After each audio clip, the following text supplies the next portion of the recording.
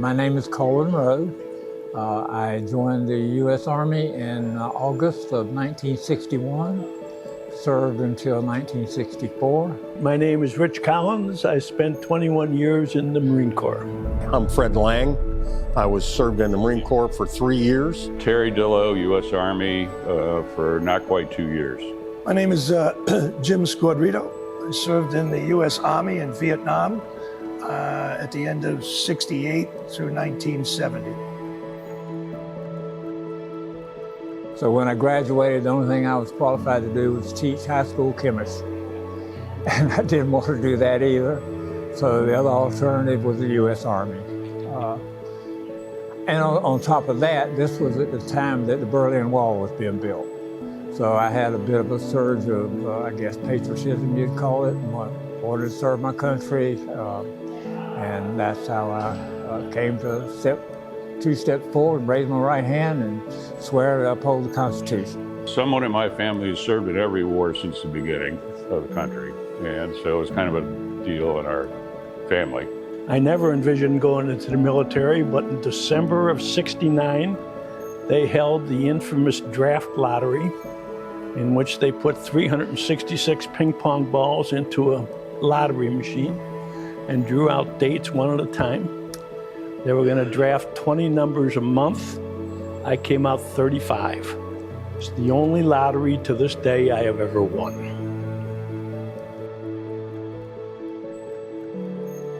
I always remember this, and I still have dreams about it. And that's the first person I saw who, had both his arms and his legs were gone. He just had a torso.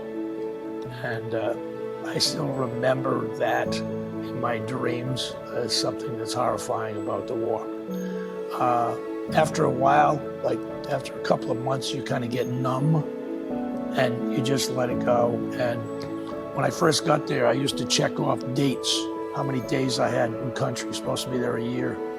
And after a couple of months, just throw that away because it's just one day. I think I became a better all-around person and a more disciplined individual than I was when I went in. And I think along that, I think it helped me for the rest of my life and my career. As it turned out, it was a great experience. I used to be, believe it or not, a very introverted person without a lot of self-confidence, but the Marine Corps changed that for me immensely.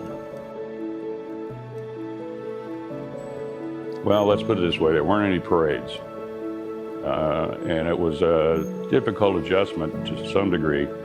I went from being in the Army, and in 10 days, I was then a junior in college on a college campus. And the college campuses in those days were really anti-war, anti-military. So it was a big adjustment. I lived through it. I had about 7-8 years where I couldn't get jobs. They hated Vietnam veterans back in the '60s. When I landed from Vietnam, they threw garbage at us. It was a terrible time for Vietnam vets. Now we're treated with respect because they understood that we really didn't want to go there. I was drafted. I was a college kid, didn't know anything about war.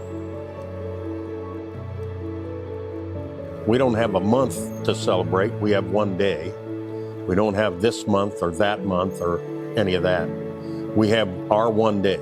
I think celebrating Veterans Day is very important, not just for the veterans, but for the awareness of all the other people around.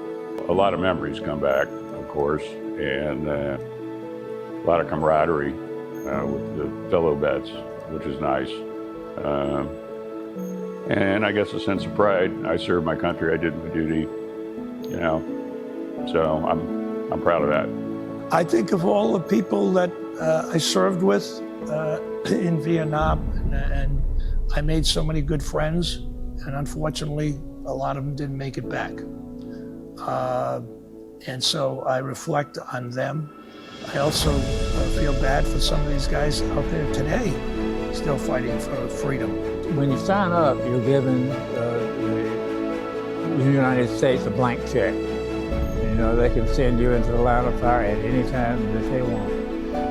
I was fortunate that we didn't get in a fighting war while I was there. Actually, even though I'm proud to be a Tar Heel, I'm even more proud of being a veteran. Veterans Day is an opportunity to spend a few special moments with all of those among us who served in the military.